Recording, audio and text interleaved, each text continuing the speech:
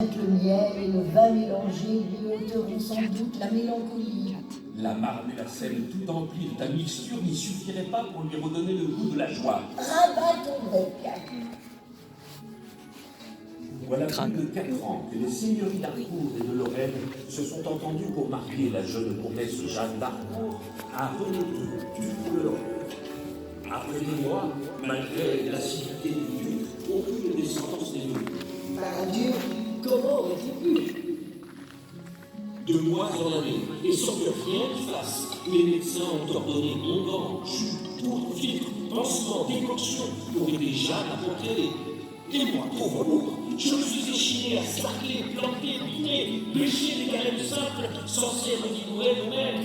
Et aujourd'hui, la comtesse Jeanne se retrouve sans mari, avec une Tais-toi, Gravert. Retourne à ton jardin.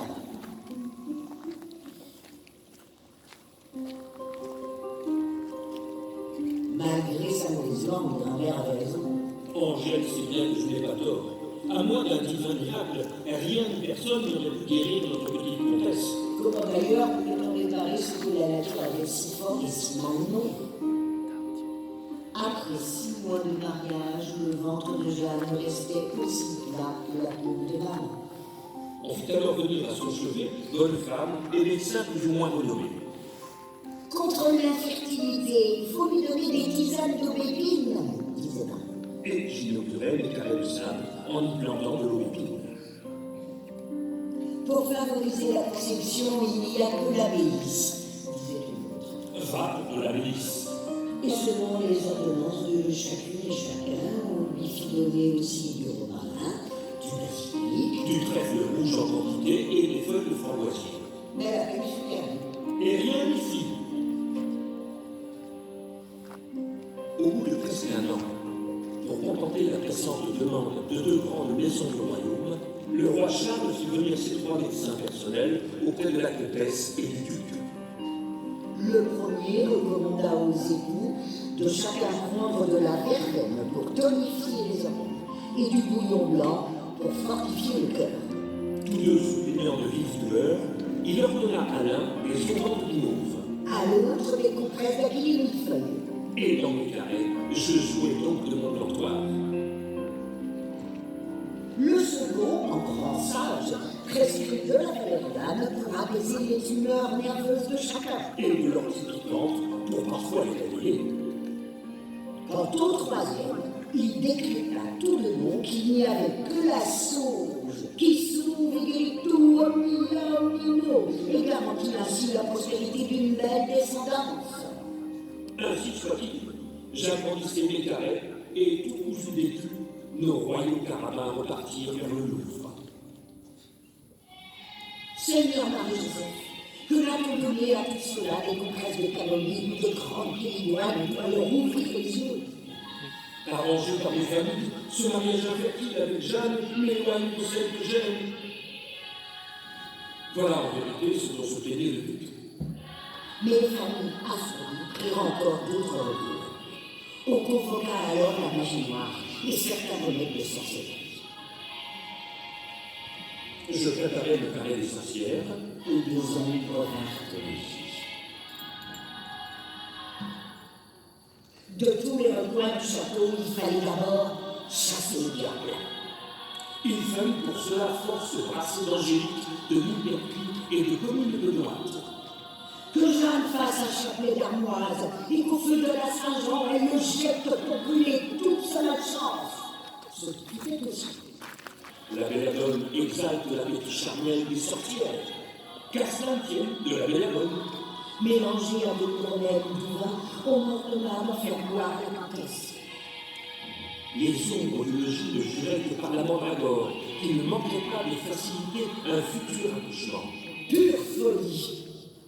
Et malgré les pleines carafes de filtre d'amour composées de jusqu'à noir, de jasmin blanc, de coriandre, de gingembre et autres serviettes, Le duc René menaçait maintenant de répudier son épouse pour rejoindre Philippa de Guerre, qui lui donnerait son amour et la descendance digne de son rang et de son nom. alors, pour sauver l'union chancelante et la face des 2 maisons, vint le tour des alchimistes.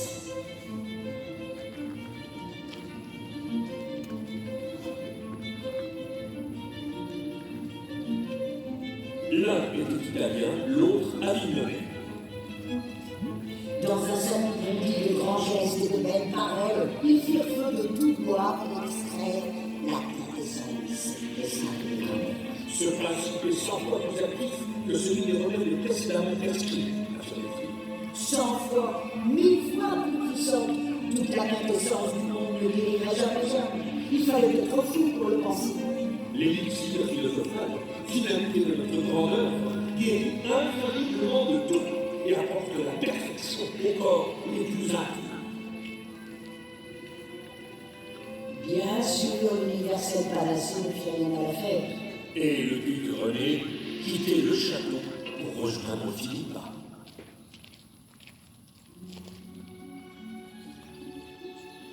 Devant le pape, René II de Lorraine a répudié la comtesse d'Harcourt pour convoler avec Philippa de Gueldre, l'élu de son cœur. Aujourd'hui, mon Grabel, il ne reste plus que nous pour s'occuper de la pauvre jeune. Et nous partageons avec elle mes plantes médicinales, mes aromates et mon carré de sorcière. Et j'ai planté pour toi, ma belle Angèle, aux couleurs de la vie, un carré de plantes à teinture pour éveiller tes humeurs. Embrasse-moi les boulettes. Il porte à notre maîtresse une carafe de douceur mélangée. À tout plus 4 ans, de litre la rythmera. Et je garde qu'elle en fera presque.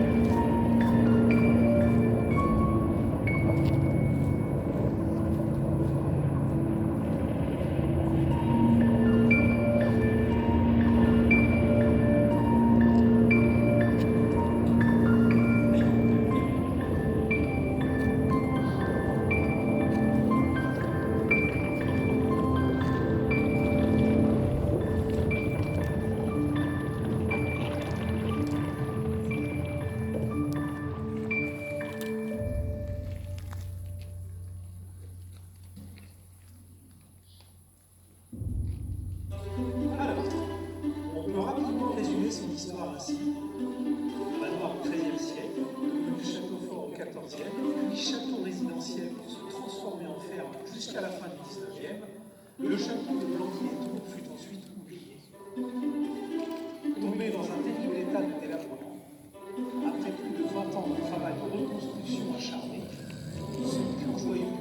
personnage fut enfin relevé de ses gonds.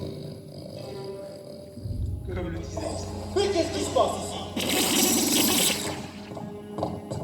C'est pas un peu fini ce vacarme? Les honnêtes gens dorment la nuit. Allez discourir ailleurs ou j'appelle la garde. Jocelyn, viens te recoucher. Qu'est-ce que tu veux qu'il se passe à cette heure? Pourtant juré. Ouais, Jocelyn. J'ai froid. Reviens vite.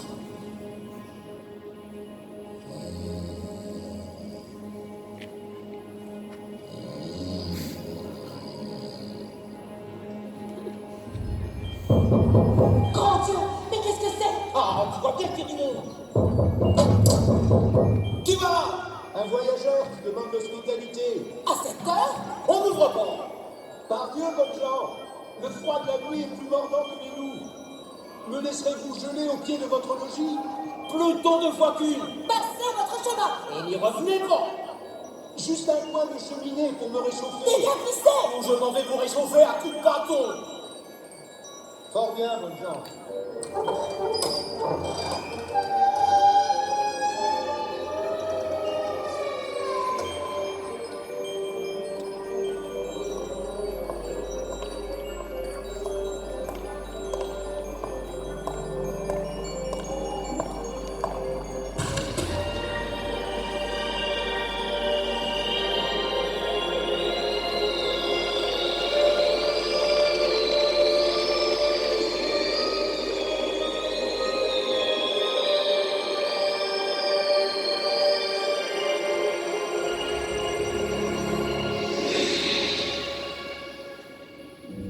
La barre mise et pourtant clavée à triple tour, la grande porte s'est ouverte devant lui.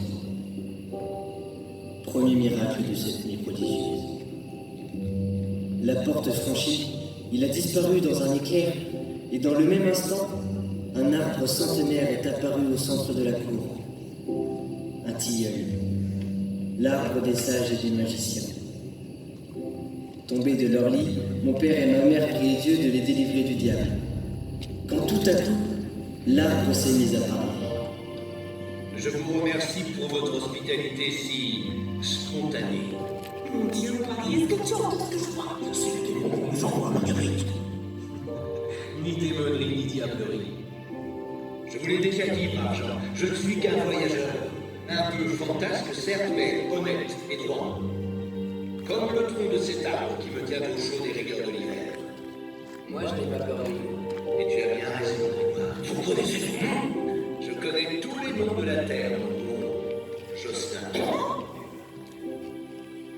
Tiens, petit. Voilà pour toi. De ma vie, je n'avais encore jamais vu de lui.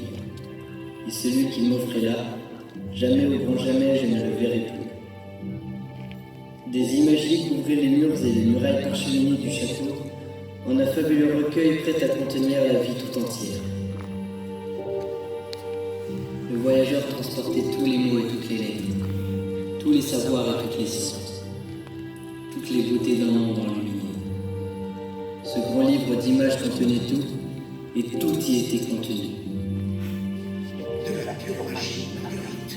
De la magie pure, Marie.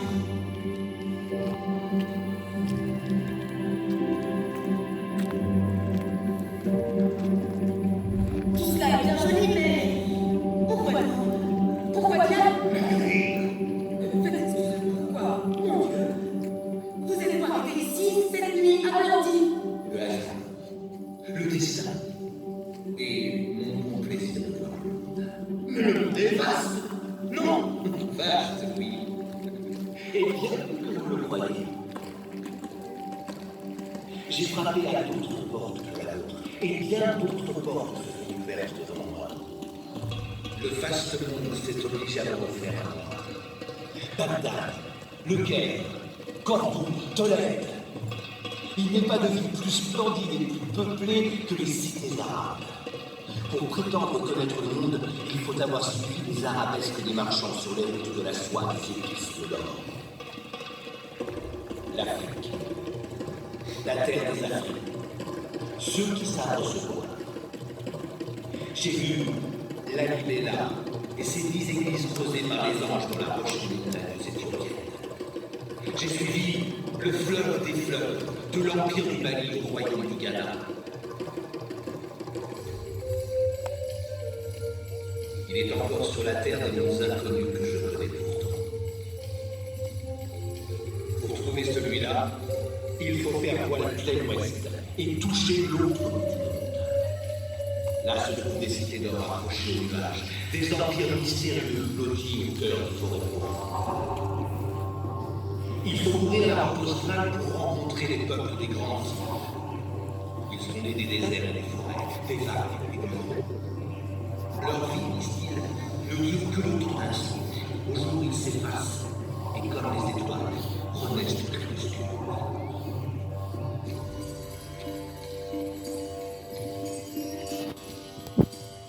Loin à l'est, au-delà du vent sur les ennemis. Leur sagesse est aussi grande que leur temple, et leur sourire aussi large que celui de Bouddha, l'homme moderne.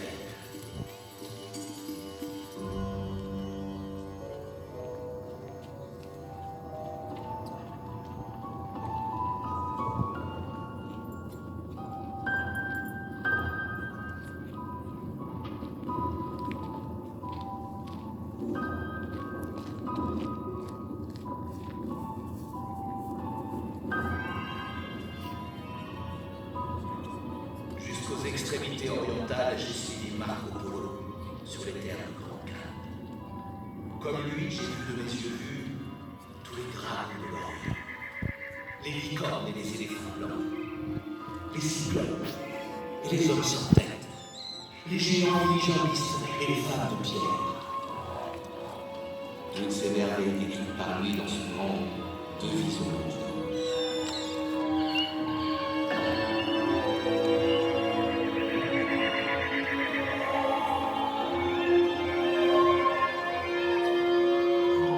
Nous qui n'étions jamais allés plus loin que les 3 lieues qui nous séparaient de la foire de Melun, la Berleux nous prenait devant tant de splendeur. Comme des enfants sous le charme d'un raconteur à la veillée, nous vivions l'extraordinaire, avec cette soudaine et simple impression que les murs du château n'avaient été élevés que pour recevoir toutes les beautés de la terre. Et cet arbre, avec lequel nous parlions maintenant le plus naturellement du monde.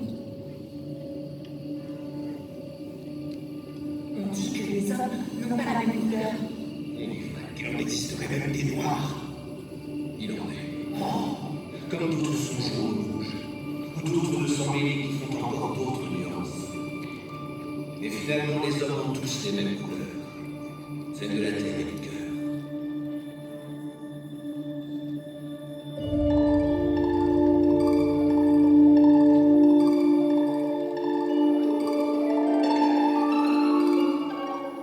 Les hommes ont les couleurs de l'âme de leurs instruments, cristallines comme l'arbre, tempétueuses comme la cendre, lumineuses comme le satyre, belliqueuses comme le tambour, enjôlantes comme le chant de la flûte.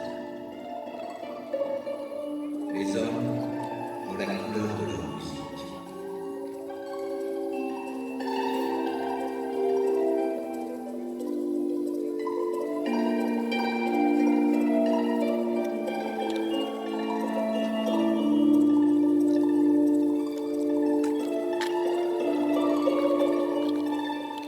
Joailliers, bijoutiers ou orfèvres savent marier les grains de la rubis, la transparence du diamant, le bleu du saphir, les verres et les moules. La terre offre aux hommes une merveille de ses profondeurs.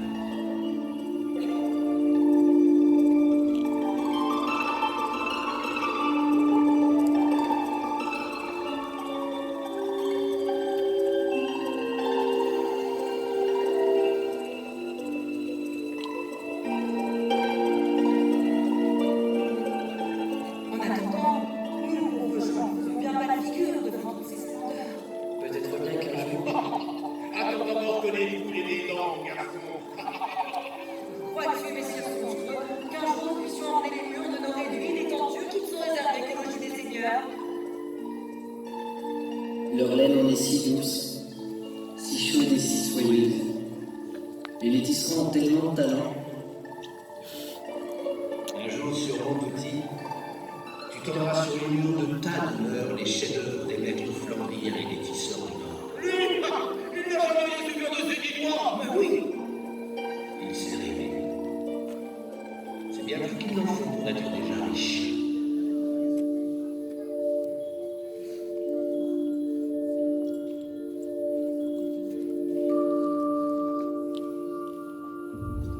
Un jour petit, tu sauras toi aussi jouer des couleurs de leur âme. Tu auras d'abord appris à les composer, à mélanger l'huile à laquelle l'indigo pour bleuter les yeux, la robe de Marie, le manteau des rois. Tu t'enivreras des senteurs de curcuma et de safran avant de les coucher pour signer les étoiles. Le carmin des clochers de la Garance empourprera la vêture des puissants et les draps guerriers. La terre de ciel ou celle de Cassel collera au basque des robes de lune. L'Orsay et son violet parleront les papes et les évêques, les pénitences. Un jour, c'est toute la nature et toute la terre qui s'étalent sur ta planète. Oh, ne le mettez pas, s'il vous plaît, ces sorties dans la terre. Mais oui, pensez à son droit, voyons, Corneille. Mon père avait raison. J'avais souvent le nez en l'air. Juste pour respirer la lumière. Juste pour la voir filer entre les nuages. Pour la regarder changer de l'aube à son coucher. J'attendais les dimanches pour la voir courir sur les pauvres vitraux de notre église Saint-Maurice, me jurant qu'un jour je verrai enfin ce décan cathédrale. Là, disait-on, l'air s'embrasait. L'espace ruisselait de couleurs. L'âme des hommes s'éclairait aux lueurs divines.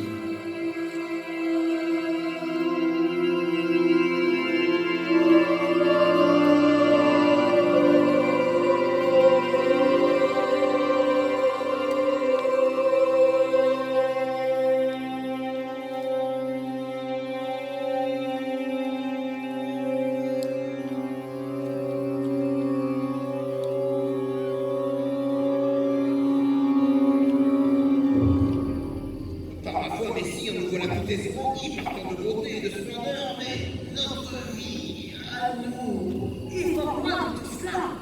Voilà.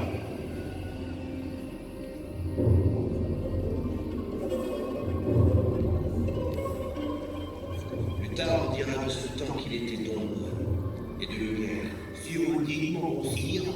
Mais pour nous qui ne sommes ni instruits ni bien nés, nous vivons chaque jour côte à côte avec des ombres qui nous cachent trop souvent la lumière. Marguerite, quelle que soit notre naissance, le destin nous nourrit tous à la table des spectres. Nous avons tous une place à prendre dans leur manière de faire.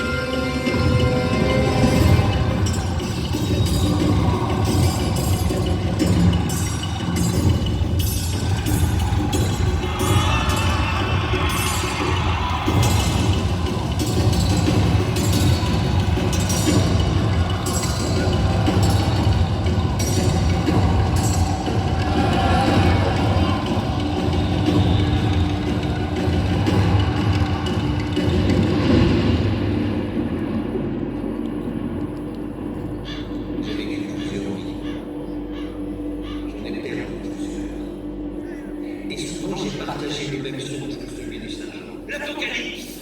La fin du monde. L'Apocalypse n'est pas une fin, Marguerite. Première nouvelle. Non, Justin. C'est le début de temps nouveaux qui reste toujours à inventer. Et comme au matin le soleil nous tire de nos mauvais rêves, les cauchemars disparurent de nos murs pour laisser place à de nouveaux prodiges.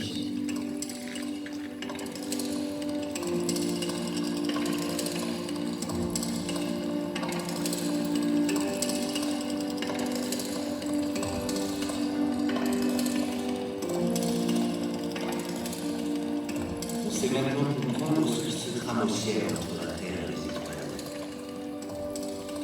Dans la grande mécanique céleste, les savants astronomes savent lire la course des planètes dans l'univers. Oseriez-vous prétendre, comme certains fous,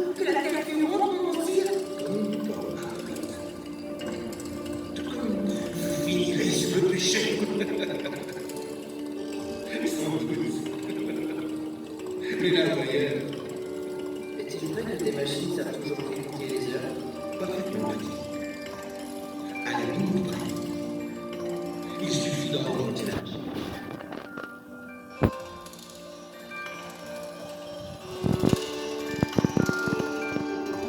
C'est très bien, tu verras.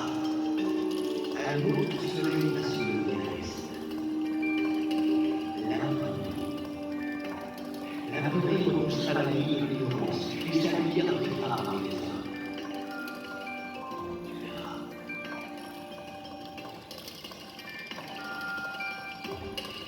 Et maintenant,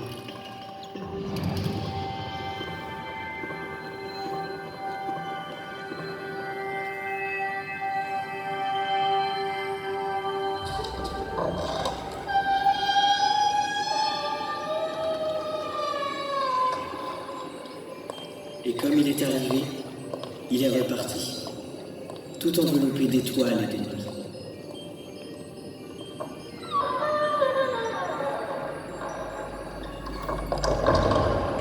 Enfin, bravo! Nous voilà enfin libérés de cette courbe d'engeance. Tu n'es pas encore débarrassé de moi, mon ostin. Mais comme en d'autres lieux de la terre, j'ai pris racine ici, à Blandy. Tout en restant près de vous, j'arpente le monde, et vous en donnerez des nouvelles chaque fois que vous voudrez penser à moi. Comptez sur moi. j'y compte petit. J'y compte bien. Comme le disait l'histoire. Si les murs de maison sont aussi la